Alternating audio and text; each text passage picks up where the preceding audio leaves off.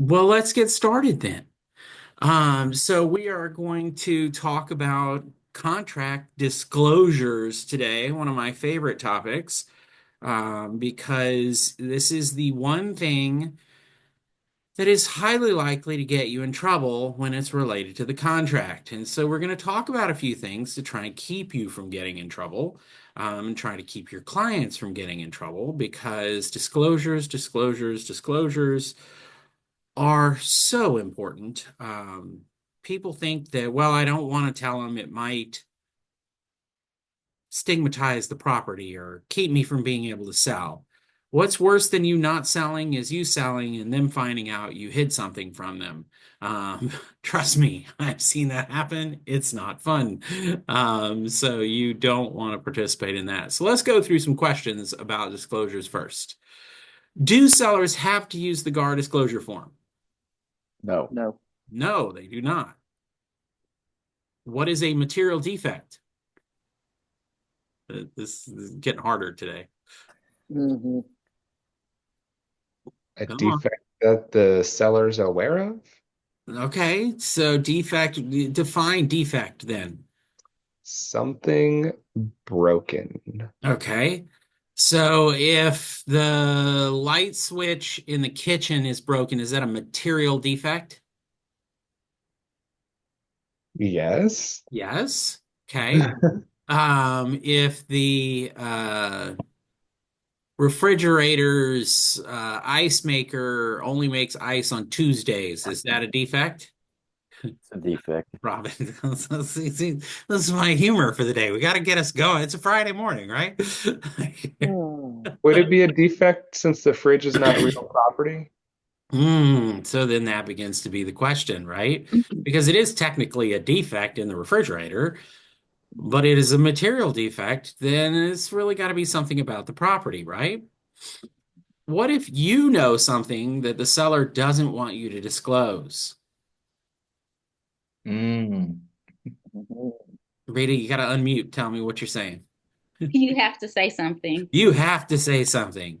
So you need to very clearly say to that seller, look, if I know it, they know it.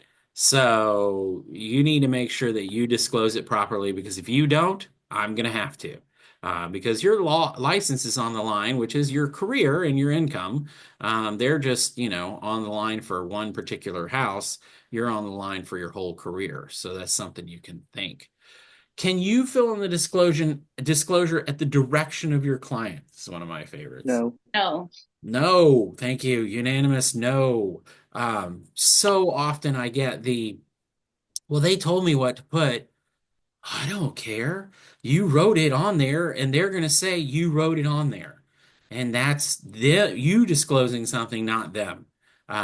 So you need to make sure they fill it out. Whatever system you use, whether it's dot loop or app files or Remind or whatever, make sure you know how to have them fill it out electronically. And if you can't figure that out, print it out, give it to them, and let them fill it out by hand. I go so That's far. advice. I Say have that a again. question. This is BJ. I have a comment or Okay. question. All right. I cannot tell you how many times I find errors on seller's disclosures if I'm the buyer's agent. Yep. And they're blanks left, there's something checked yes and no. I mean, I don't think a lot of agents don't review these things. And then when I ask them to correct the seller's disclosure, it seems to never get done or they keep delaying and delaying. I don't think it's because people are hiding something. I don't know what it is, but it's very frustrating. I think it's a lack of importance placed on the disclosure most of the time. Um, what I see is that if I get the seller to fill it out and the seller fills it out and haphazardly and doesn't know the answers to some of the questions and so he skips them and then she's going to come back later and ask but she doesn't and so then the listing agent like you said BJ just takes the disclosure they got put it in the system share it and it doesn't matter if it's not really complete or not, right? Like it's horrible. So my recommendation is as a listing agent, please, please, please review the disclosures when your seller gives them to you. You should not change what something is written, but you do have the right to question it. You're the professional, you know what things are. It goes back to the question of if you know something and the seller doesn't say it, you need to say it. So you need to help them make sure that they've disclosed everything they need to disclose, which includes answering all the questions, right? Because otherwise they're leaving a potential block there that's an opening that nobody knows the answer to. So they should fill it all out. I go so far, as I was trained, to never, ever, ever write anything on the disclosure forms. Not the date, not the address, not anything. And that is extreme. I know. I saw a little eye roll at him. I got the. I did not roll That was my a little. It's a little extreme. eyes. I get it, but eyes. it saves you from. It just makes the conversation easier. If you say to the seller, "Look, I can't put anything on this because it's a disclosure and it's your disclosure, not mine," right? It's not my things to disclose, it's yours. That to me is huge. So just however you think you want to deal with it from that perspective, go for it and deal with it. That speaks about what you can fill out on a disclosure. Technically, you could put the address, but I personally like to leave everything off. Although obviously a lot of the like dot loops and app files of the world pre-fill some of that stuff. So it is what it is with that. I'm not overly worried about it one way or the other. All right, let's look. Can I ask a question? Sure, sure. Okay, so I don't know how many other agents have run into this, but given that there's no box on the seller's disclosure to say, I don't know. Correct. Okay, so then some of them start asking for advice. Well, what should I put in here? And how, in other words, they're asking you for advice on how to fill out this, even though we don't touch it. They're asking you for advice. Well, what does this mean or whatever? Okay, maybe you want to go over that. Okay, so I think that's a good point. Absolutely, you can advise your clients. That is your job, is to advise them, right? What you need to remind them of is there's a yes and there's a no. You either know that something is something or you don't know that something is a something, right? So for instance, let's just open one and look at it. Let's use this one to start. Yeah. All right. So let's say let's do one that's Let's go to the HVAC questions. That's where people mess up a lot. All right. Wanna Did I miss go there? those? Sure. Did I miss that already? I think I missed that. I don't know. There you go. Oh, Structural? No. Systems. five. There we go. Systems and components. Sorry. It's early still. All right. So for instance, here we go. Does any dwelling or garage have aluminum wiring other than in the primary service line? I live in a 1957 house and I have no idea. I could assume that it might because it's an old house, but I don't know. I don't have any idea. So what do I put here? Yes or no? Dan? If you don't know, you don't know. I know, I But- don't know. Right. So, I mean, I've seen people not check either one and then in the explanation say, I don't know. Okay. I don't know if that's So acceptable or not, but, it's the truth. let's go up to the beginning of this. We want to answer all questions in reference to the property and the improvements thereon. We want to answer all questions fully accurately and to the actual knowledge and belief of all sellers. Provide an additional explanation to any yes answers. And unless the yes answer is self-evident, and promptly revise the statement if any material changes are made. A yes or no answer to a question means yes or no to the actual knowledge and belief of all the sellers of the property. In other words, if the seller answers no to a question, it means the seller has no knowledge whether such condition exists on the property.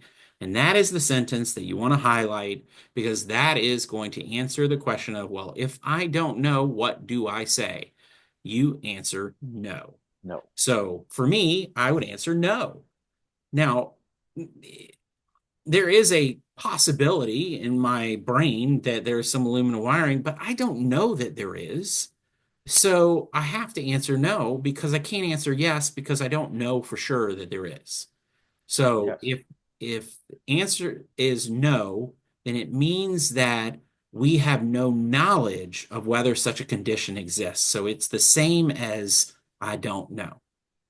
Does that make sense? And Then it it's, requires that they read it or we tell them to read it. Correct. so if the answer is no, they go down and put in the explanation portion, I'm not, I don't know. Don't have to. Don't have to put anything. Don't have to put anything because right here in the typed text it says that a no is equal to I don't know. And that's important. That is a change that happened at some point, and that's something that you need to be aware of. But this is you need to make sure that sellers and buyers are reading these top two paragraphs because it's very important. Let's go back to paragraph A. Paragraph A says promptly revise the statement if there are any material changes in the answers to any of the questions. If I have an HVAC guy or an electrician come out and do some work, and the electrician says to me, "Oh, you've got aluminum wiring here. I need to now go back in and change this disclosure because I now know that I have aluminum wiring," right? And that needs to happen as soon as I find out. So it's very important. Does anybody know when they quit using aluminum wiring? I I tried do to not find off the out. top of my head. Do you? Anybody? I do not. Okay. And I think it's sporadic depending on where in the city you are potentially too. So just as a thought. Um, all right, other things about the instructions. Um, you need to make sure that the seller understands that every time they put a yes, they need to explain what that means, unless it's just blatantly obvious, right? So let's go through some of these general things. What year was the main dwelling constructed? Now, it seems like a very simple question, doesn't it? Seems. But there are so many houses in town in particular that were built in 1957, but basically rebuilt in 2012 or whatever. So what do you put?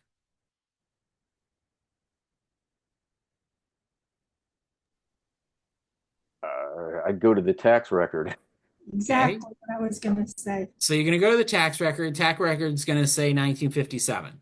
So do you just put 1957? Because half the house, like they just kept the front wall and they rebuilt everything and went, double the size of the house, the original footprint, went back the back now, in 2012.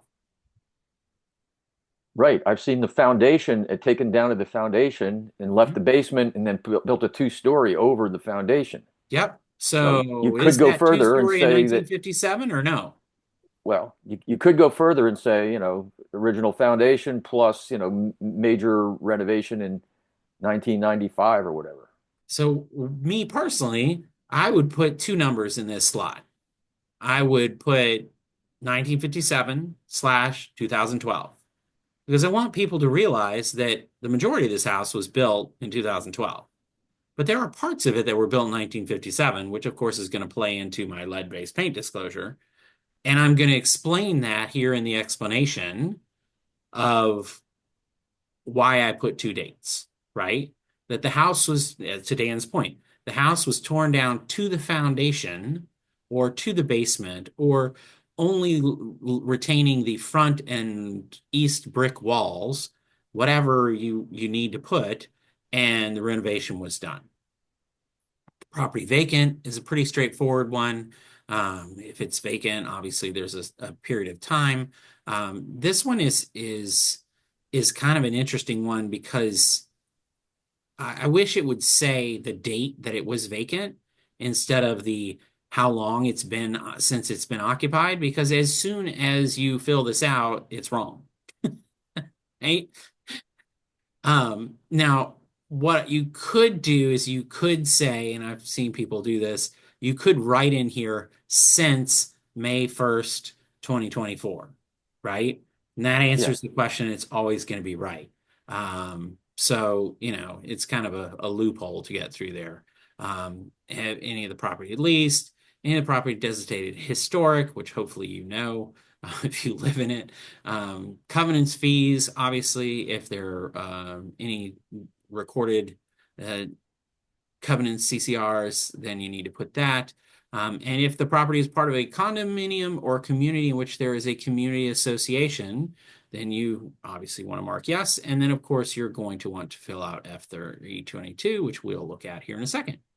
Lead-based paint. Let's go back to our house that was built in 1957, torn down to the foundation, and everything above ground is brand new as of 2012. Do I need a lead-based paint disclosure?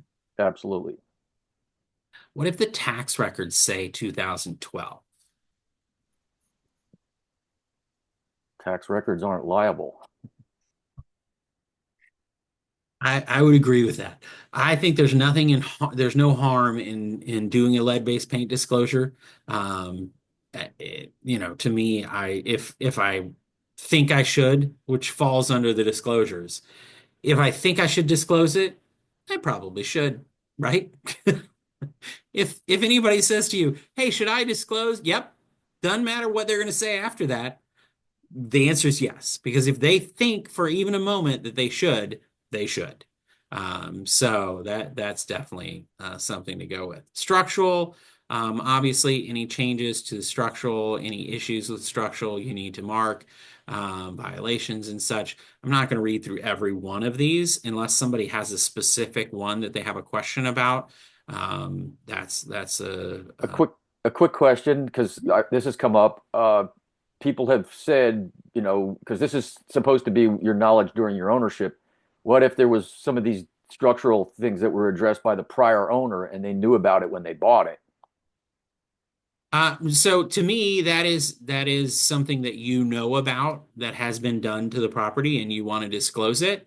Um, I, again, yeah, I I would suggest, say yeah, I anything that suggest, you know, you should disclose. right. And I suggest that you reference the prior ownership or something so Correct. that you don't have to Well, come up with anytime you're going to permits. mark yes here, you're going to have to write an explanation, and your explanation is, the previous owners put in helical piers or whatever, and that way you don't have any more knowledge of it. You know that it was done. But if you do have more knowledge of it, say you have the receipts and the information and the warranty and whatever that goes with it, put it in here, add it to it, right? That's what I would do. Systems and components. I find this one interesting. Anybody else notice that there's the question, is there any spray polyurethane foam insulation in the property? That's recent. That's a relatively recent addition. Right. Why is that a concern? Um, Brett, I'll tell you one reason it's a concern, and it's coming up right now for termite inspections. They've had to change the code for how that spray foam is done because they can't tell. Right. You know, Especially when it's termite done in a company crawl can't do a space. yeah. I mean, there's no way they can examine it the way it Yeah. needs to be examined, and Yeah. so yeah, it's And becoming an issue. And it blocks Becoming an issue. the roof deck from being, if there's leaks. Examined. Exactly. You don't know until it's too late. Yeah. So there's pros and cons to spray foam for sure. There's Mhm. also different kinds of spray foam. And some of the spray foam is not so great toxic wise. And some of it is better than others. So it's just something that somebody would want to be aware of so that they could pay attention to it, right? Sewer and plumbing related, obviously all these things. The sewer system being public, private, or septic tank. Please make sure your seller knows for sure which one it is. I can't tell you how many times in my career I've had somebody mark public and it turns out to be a septic, and the opposite. Somebody marked septic and turned out to be a public sewer, which is insane to me that people wouldn't know that. It definitely means they're not maintaining anything on their property. But that's, those are things that you should be aware of. Well, I went to the CE from the Fulton County Health Yeah, Department like a week or so ago. That was, I don't know if it was worth 3 hours, but it was worth hearing. yeah, no, that was good information, wasn't it? Um, Roofs and gutters, obviously, approximate age of the roof, flooding. You want to talk about any of those things, soil and boundaries, anything like that. Termites, obviously, anything with termites. I don't think there's anything, you know, surprising. This is one, the meth lab. We've talked about this before. The you don't have to disclose that somebody died on the property unless somebody asks. You don't have to disclose that somebody got shot on the property. But you do have to disclose meth labs because it does impact the property itself. Litigation and insurance things, that's a big one lately. It's important for you to understand the seller's insurance situation, and for them to understand their insurance situation. More often than not these days, we're hearing things like, well, I couldn't get insurance on the property because you had too many claims. I can't get insurance because, or I can't buy the property because the insurance isn't covering, or there's $100,000 deductible, or there's a whatever, whatever, whatever. So just pay attention to those things. My favorite box in the whole thing, any other hidden defects that have not otherwise been disclosed. So you can't say, there wasn't a line for that. It didn't ask about that. Yeah, it did. It's right here. So anything else that you haven't disclosed that is not blatantly obvious. Now, this is where we get into the what you have to disclose. If I'm walking up the driveway and it is supposed to be a solid sheet of concrete and it's about 40 little pieces of concrete that are all jagged and flipped and whatever, is that a hidden defect? No. No. Does it hurt me to put on the disclosure that the driveway is in disrepair? No. No, it doesn't. So we had one the other day that there was a breaker that trips sometimes. And so part of the disclosure was, hey, this breaker trips every so often. Just be aware that that's an issue with the property. Now, when the buyer tries to come back and say, well, you're going to have to fix, no, you knew that when you made your offer, right? Now, that doesn't always work. It is a strategy, and it's an option that you should look at. Agricultural, typically not things that we have to deal with too often. Even out in the burbs, we're not usually an agricultural line. Additional explanations, obviously, as you need. Fixtures checklists. Regardless of whether an item, the things that are in bold, you should read, right? And you should make sure your clients read. Regardless of whether an item is a fixture or not, the seller shall have the right to remove all items on the fixtures checklist below that are left blank. The items on the checklist below that are checked or marked shall remain with the property. Okay? So that means if I don't bother to check, where is it? Dang it. Doorbell. That's a good one. If I don't happen to check doorbell, the seller can take the doorbell out. Okay? Uh, the ceiling fans, the chandeliers, the mirrors, you need to have the seller check everything. The switch plate covers is another one that people often overlook.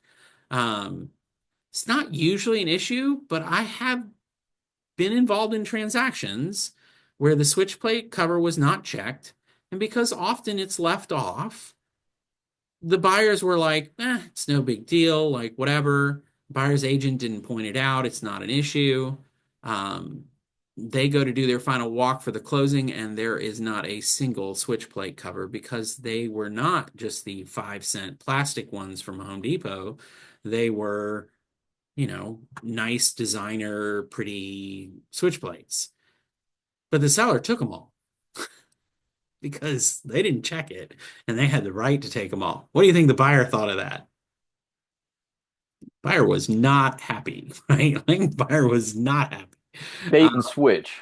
Yeah, so you need to make sure that as the buyer, you are fully aware of what things are checked and what things are not. And as the seller, you're fully aware of what things are checked and what things are not. My most favorite comment to make is that, look, if that antique ceiling fan is a family heirloom that you want to keep, take it down before we list the property, right? Because here's the problem. Even if you mark that it's not going to stay with the property, the buyer sees it, the buyer wants it. It could keep the buyer from getting the house or keep you from selling the house if the buyer decides that that makes the house. I can't have this house without that ceiling fan, which is ridiculous, but it has happened. Trust me. So if you have something like that that the seller needs to keep, then you need to have them take it out and switch it out with something else before they list. That's my best advice I can give after 20 years in the business running across these types of things. Clarification regarding multiple items, for example, refrigerators. You got to mark which ones are staying, which ones are going. If I'm keeping the one in the garage and leaving the one in the kitchen, if I just say I'm leaving a refrigerator, guess what? Seller takes the big, beautiful Sub-Zero fridge that was built into the kitchen and leaves the refrigerator in the garage and says, well, that's the one I was talking about leaving. What do you mean you thought the Sub-Zero was going to stay? Clarify those things. Items needing repair. I think it's important to note things that need repair because it keeps you from having to deal with that. Again, it's not perfect, but it does help reduce the amount of repair things that you have to deal with. I don't know why this thing is screwy, not on the same page the way it's supposed to be. But anyway, your signatures at the bottom, obviously your sellers and your buyers sign it. You don't. You notice that? You don't sign a disclosure because you're not part of that disclosure process. All right, let's run through a couple of quick specific disclosures that exist. For example, Hey, Brett, uh-huh. can I looked and it says that aluminum wiring was mid 60s to mid 70s. There you go. Excellent. Thank you for sharing. Sure.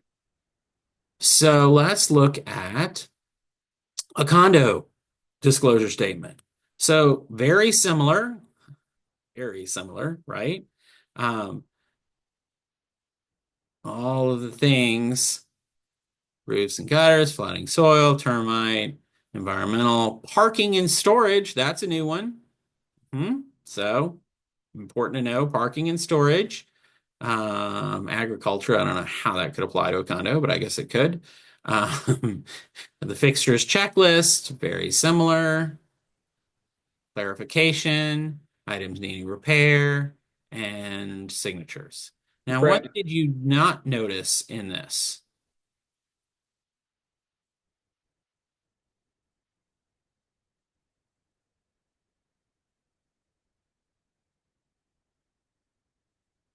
Nobody? Adam, I really thought you would have said this. So in the normal property disclosure, there is a statement that is it part of a community association or not? There's not a statement for that here because, of course, if it is a condo, it is by definition part of a condominium association, right? Yes. So you have to fill that out, and it says that very clearly right here. Also complete F322 Community Association Disclosure Exhibit. Seth, go ahead. I had a question about that fixtures paragraph D. Just wanted to make sure I understood it correctly. So if it is left blank, is it the seller's responsibility to take it out? Because it's worded two different ways in that paragraph. In the middle, it says if it's left blank, seller shall remove all refrigerators. And then at the beginning, before that, it says they have the right to remove. Correct. So, like most forms, it's not perfect. Technically, they have the right to remove anything that's not checked. In the items not remaining with the property, the things that the seller must remove, um, then, that's trying to get them to take out the stuff that they've left behind, right? That's part of the same as in the main contract where we talk about the seller needs to get rid of, or take out all the stuff, all their stuff, right? So it's kind of teetering on that realm of, look, if it's not checked, it means the seller could take it. All right. So that big, beautiful birdhouse out back, the seller could take it if it's not checked. But they don't necessarily have to, except for the fact that per the contract, anything that not being sold with the property, which because it's not checked, it isn't, should be taken away by the seller. But if we go back to the main contract and remember, what's the buyer's recourse for the seller not taking stuff out of the house? Does anybody remember? If you close with the stuff in the house, what happens to the stuff that's in the house? Whose property is it? Buyer. The buyer's. So as soon as you close, you take responsibility for that. The only recourse you have as a buyer, really, there are some options, but the real recourse that you have is to not close because the seller is not in compliance with the contract. As soon as you close, you own all the trash that they left in the house, whether it's good trash or bad trash. So non-compliance with the contract means, They're technically in default of the contract. okay. Yeah. No, because I've had two situations. One is there were two refrigerators in each of these properties for my seller.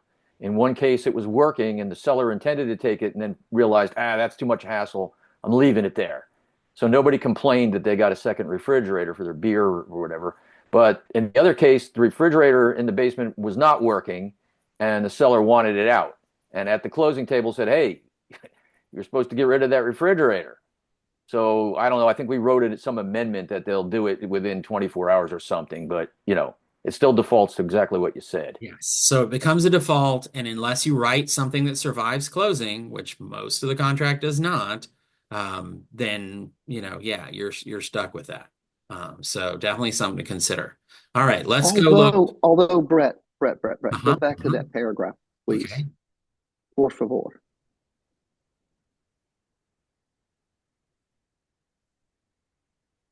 Da-da-da. This one? The last paragraph two, last sentence. It says, uh, Seller shall "Seller lose the shall right to remove remove all those items left items. blank below prior to closing No, keep or the transfer next possession sentence. later. Seller shall lose the right to remove those items not timely removed, but shall be liable to the buyer for reasonable cost of disposing such items, provided the buyer disposes of them within 30 days after closing or transfer of possession, which is later." Okay, I agree with that. So that Mhm. says that, all right, if I got to get the college hunks to come and haul off Mhm. my trash, um, I The can seller's technically gonna. charge the seller for that. Mhm. Now I'm post-closing, sellers moved to Tahiti. How am I getting my Right. $700 for, am I going to sue them over that? I No, strongly maybe you do that at letter. closing. Maybe you make an arrangement at And closing so because that's you know where, by then. again, once you get past closing, you're done. Hmm. So you Yep. need to have the attorney escrow some money. You need to something Hmm. to make sure Right. that that is going to be covered by the seller because it's not going to. Exactly. Like even though it Right. says it's going to be, it's not going to be. Hmm. And nobody's going to sue over the cost to remove trash. I mean, it's just not that much. You're talking, maybe a couple $1,000s at the high end, Yeah. maybe. Um, Might cost you more to sue. right, exactly. I mean, it's 300 and something dollars to sue in small claims court in DeKalb County. So just from that perspective. All right, community association. This is an important one. Let's take a couple of minutes to look at it. Um, you need to mark which one of these are. whether it's mandatory, whether it's optional, whether it's all units are occupied by old people. God, I'm so close to that, scarily close to that number. At 80%, this number, which I'm even closer to. So anyway, let's move on. Contact information for the association. It is so important that you put contact information in here as a seller. So often we see sellers that just claim ignorance. I don't know. I don't know who my people are. Well, then you're an idiot and you need to find out because you should know if something happens in your property, who you're supposed to be contacting. Like that's insane that you wouldn't know. Annual assessments. Please, please, please make sure that they get this right. Make sure that they understand what this number is supposed to be. This is a per calendar or fiscal year. This is not their monthly amount. So many times I see somebody write in here, $400. Okay, but this is a total annual assessment, not your monthly amount. This tells you how you pay it. You have to do math to figure out what that is. You don't ever write that $400 on here anywhere. Next one, special assessments. Buyer's total portion of special assessments under consideration. So not ones that are voted and having to be paid. That's the next line. How that's paid. Is there a dollar amount for the under consideration? Now, this is where it gets interesting. Say my association here at my condo association is considering an additional assessment because there's a shortage in the budget. Somewhat familiar. We've had this issue recently. In the shortage, the assessment just says that future assessments will be assessed in order to correct said shortage. There's no dollar amount in there. So it's technically a assessment under consideration at this point because there's no dollar amount. What do you put in there? Do you just put nothing because you don't have a dollar amount? Nope. I would say you put nothing because there's no special assessment. Oh, it says under consideration, sorry. Under consideration. So there's definitely something under consideration, but no dollar amount known. I would say,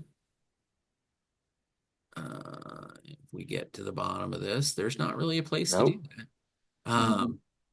What about to be determined?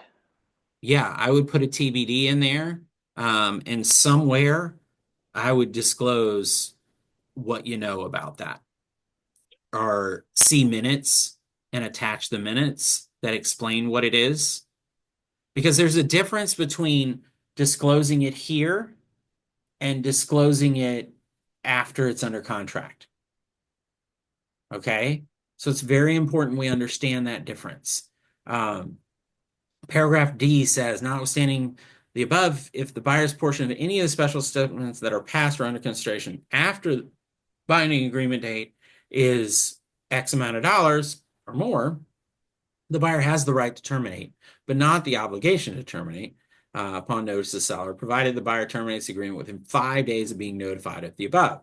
So for instance, if some assessment comes in that's, oh, it's going to be $10,000 over the next 2 years, the buyer can say, oh God, no, I don't want to deal with that and terminate the contract. But what you have to remember is if you don't disclose the assessments in here, then the seller is potentially liable for having to pay that type of assessment. And so I'm trying to get down here to that. Seller pays for undisclosed special assessments. With respect to special assessments under consideration or approved before binding agreement date that are either not disclosed or not disclosed accurately by the seller to the buyer, seller shall be liable for and shall reimburse the buyer for the portion of the special assessment that was either not disclosed or not disclosed accurately. That's a very powerful paragraph. We've had it happen recently. the seller didn't disclose it properly. In my opinion, the best way to deal with that is under consideration. So let's look at this under consideration. For all purposes, the term under consideration with reference to special assessments shall mean that a notice of a meeting at which a special assessment will be voted upon has been sent to members of the association. If special assessments have been voted upon and rejected by the members, it shall not be deemed to be under consideration. Seller warrants that the seller has accurately and fully disclosed all the special assessments passed or under consideration by the buyer. The warranty shall survive the closing. All parties agree that neither seller nor broker have any other obligation to disclose any possible special assessment if it is not yet under consideration as that term is defined herein. That's in bold. I mean, not in bold, but all caps. So this is where it gets real sketchy. We had a situation, I'm going to go specific into it because it's a weird one. We had a situation where the seller disclosed a special assessment that they were paying for 2025 and for a shortfall in the budget. They disclosed their regular assessment, normal monthly fee, so to speak.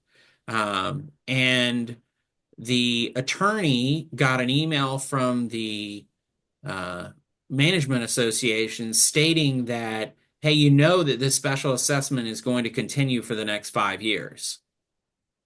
Now, the letter that they sent over, the clearance letter from the association management company, only showed the 2025 assessment. But because there was language in the minutes that talked about that this was a shortfall and that we had 5 years to fix it, that future assessments would be assessed if necessary, that was considered that there was non-disclosed under consideration disclosure assessments. And so the attorney, who didn't have a dog in the race, so to speak, right? They're a third party. They said that they believed that it should have been disclosed here in the community association disclosure that there were future potential assessments. I would argue that they were wrong. I would argue that it does not meet the definition of under consideration here. But it was on there as things they talked about. So, it's definitely something that they brought up. We ended up having to split it. Seller paid half of it and the buyer paid half of it. But keep in mind, there was no dollar amount.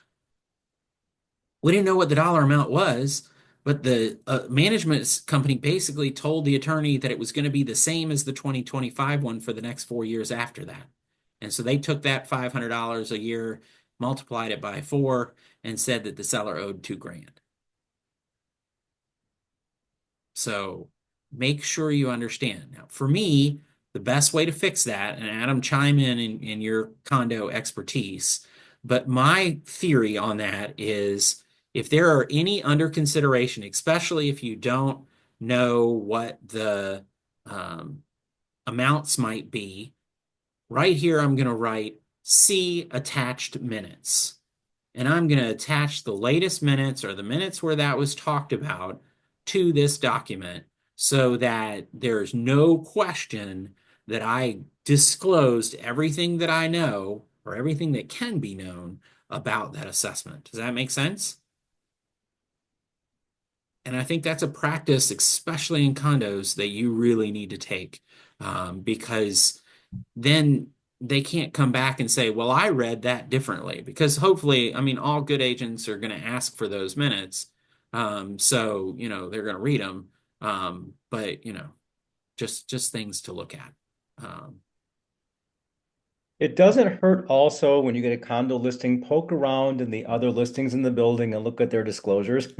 I find out stuff all the time, like, oh my gosh, we need to fix ours. Yeah. And you know, I mean, because if you find another one that says that there is litigation and there's a little bit of explanation, and your seller doesn't know about it, oof, you need to, they need to know about it. They're supposed to know about it, right? Like, because just because they don't read their emails or the minutes that get sent out by the association does not make them not liable for what those say. So Adam's point is very valid. Please look at the other ones and have those conversations with the sellers from that perspective. Well, Yeah, yes. Vince made a great point. You can't be a lazy seller just because you don't go to the meetings, you don't read your emails, you just delete them because there's too many each week. You need to get in contact with the HOA people and help them fill this form out together with you, is what I always say. And in my listing presentations, when we talk about this document, I highlight the things that they need to pay special attention to. And one of them, I don't know if you're going to touch on this, Go is ahead. the if you go up, stop number 5. Mm-hmm. And what happens if you forget to fill that out or leave it blank? Yep. It's the same if you don't disclose an assessment, right? Seller's in on the hook for it. Yep. If there is a transfer initiation or administrative fee that's not disclosed properly here, seller's going to pay it. So Well, this is a I tell form. the sellers to get a statement, like send something to the property manager, whoever, and just say, hey, Yep. and use this wording and just say, are there anything here that I need to know about? And then they can say later, I relied on the HOA's property manager. Yes, and that might work, but if they don't fill it out here, No, no, I'm and saying to fill it out, because if it says no, if the property manager said no and it's actually yes, do you think the property manager is going to pay the $1,000 initiation fee if they no, but I'm forgot to saying tell the seller? you got to I rely know, on I something. know, but I would dig deep. I would get copies of minutes. I would get copies. Here's the way I look at it. As a buyer, when you represent a buyer buying a condo, you're going to ask for all the documents, right? The condo docs, which is something people don't necessarily understand if they don't have condos. As a listing agent, you should get all the condo docs and read them before you list the property because you're going to help protect your seller by understanding the condo docs a little bit better. Now, it's not your job to interpret legal documents and things like that, but you can, if something like Adam said, look, there was a red flag on one of the other disclosures in some other property. What do you know about this? Like you're telling me that cable and electricity and all this stuff is included in the property. None of the other disclosures say that. Can you help me understand? Like because if you do that, it's bad. That's real bad. So read through these, read through all of this part of it. I want to highlight one more form before we are done. Brett, real Obviously, quick, something real important on that last form. What yeah. happens in December typically with HOAs? Annual meeting, And what happens in that annual meeting? budget. Yeah, Changes to the assessment. everything goes up. And 9 times out of 10, that form needs to be updated if you've got a listing for January 1st. Yep. And that's true, right? It goes back to the you need to update your disclosures whenever anything changes. And that's going to be true. DeKalb County plumbing disclosure, obviously you're selling something in DeKalb County, you need to disclose if it falls under how it falls under the low flow plumbing thing. You don't actually have to fix them, just FYI, right? Like you don't actually have to put in low flow fixtures. You just have to disclose that they're required to get the water turned back on, just as a side note. Lots of these different ones for leases, new construction. But this one is the one I'm going to throw in here real quick because this is a disclosure of latent defects in fixtures checklist. So this is kind of the short form of the full disclosure. It's 2 pages. So it says here at the beginning, these are latent defects. So I know about these things. What's a latent defect? Anybody want to define that for me? Is it not obvious to the like naked eye? Correct. It's something that you can't see. And so, for instance, I know that the coil in my air conditioner is broken, but because it's winter, it doesn't matter because you can't test the AC when it's 30 degrees outside. So that's a latent defect that I should disclose because it's not something that they're going to be able to find in a typical inspection.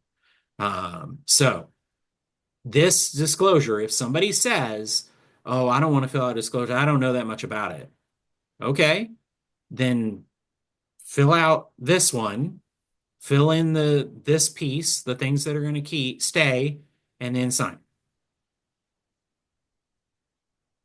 Again, they don't have to use GAR forms, but they do make it easier and it helps explain things. So, this is the way it's described here, right? It says any latent defects which the seller is aware and which could not be discovered by the buyer upon a reasonably careful inspection of the property. There's a hole in the roof. Don't have to disclose that. Anybody should be able to tell that there's a visible, I can see the sky, right? So just know that this is an option if you get pushback. This is also a good one for estates, people that are absentee owners that haven't owned the property, haven't lived in the property, investors, those sorts of things. This is a great form to provide because again, it makes them think about, okay, are there any things that I know about that wouldn't be obvious that I need to write down? And it protects you and it protects them. Any questions? Brett, do you think it's a good practice if you're writing an offer and there are no disclosures on a property to request one? Yes, Oh, yeah. absolutely. I think that And wait, and if you don't get one, then what? then After what? the That's a good question. question. So if you could use a stipulation, and I'm a fan of mean stipulations, um, but they're not always great, especially depending on what kind of market you're in and who you're competing against and all those sorts of things.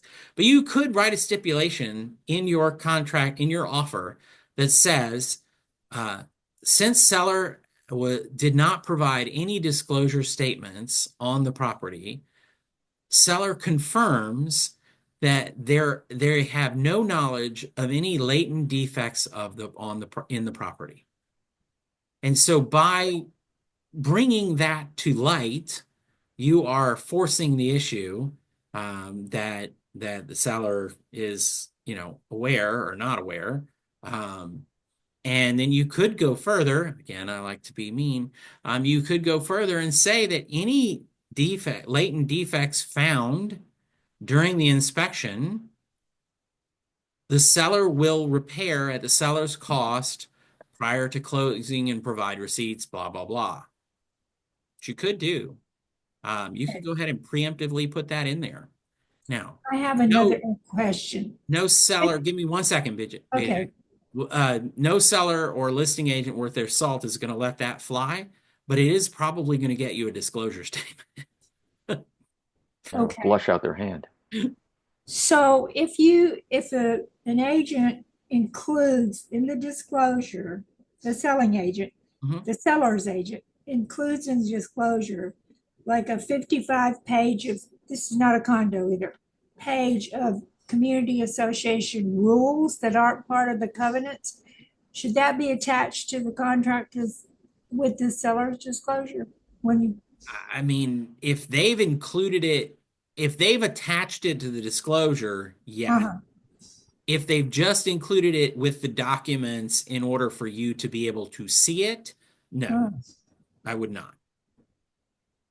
okay, So if thank it's you. not referenced in the disclosure, like if there's not a thing in there, like we were talking about the minutes, the Right, attached minutes, if the okay, minutes are just in there, then I wouldn't put those in the contract. yeah, all But right. it, obviously they're there for informational purposes. Well, that's what I thought. Yeah, perfect. Anyway, I'll talk Yep, to the you got agent. it. Okay, thank you. All right, guys. Thank you all for attending yet another wonderful session on the GAR contracts. Next week, we will hit it again. and continue our dive through all of things with GAR contract related for 2025. We'll see you next week. Thanks. Thank Bye, you. everybody.